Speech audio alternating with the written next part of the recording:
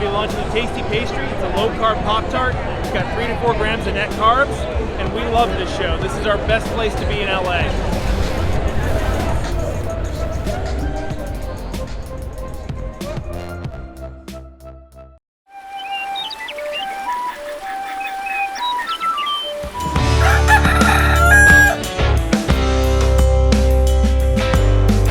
Welcome back to Legendary Foods Muscle in the Morning.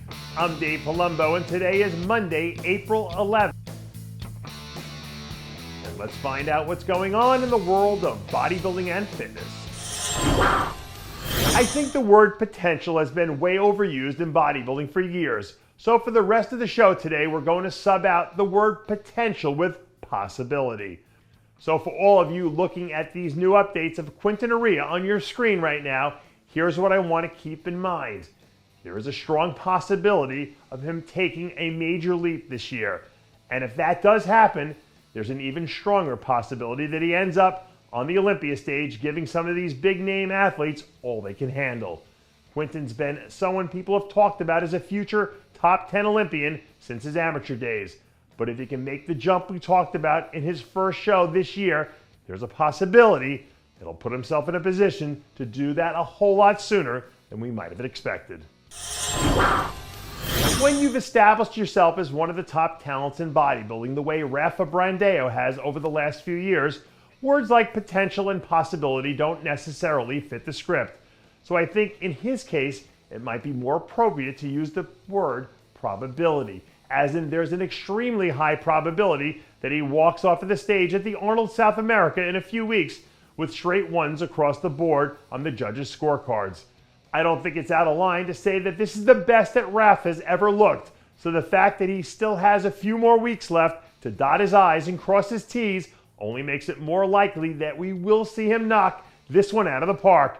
And if he can do that and deliver on the level that we all know he can, then I think there's a strong probability we see him do the same thing in Vegas later this year, which is going to leave someone from last year's top group on the outside looking in.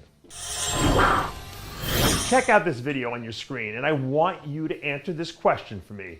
Do you think there's a legitimate possibility that we see Marcelo De Angelis break into the top 4 at the Classic Physique Olympia this year? Because I can guarantee you that right now there's a strong contingent of athletes in the division who too.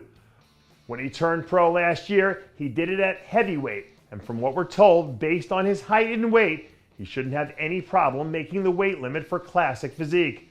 We've talked ad nauseum about how top heavy this division is, and if anything, Urs Kalasinski taking another step up this year only cements that even further.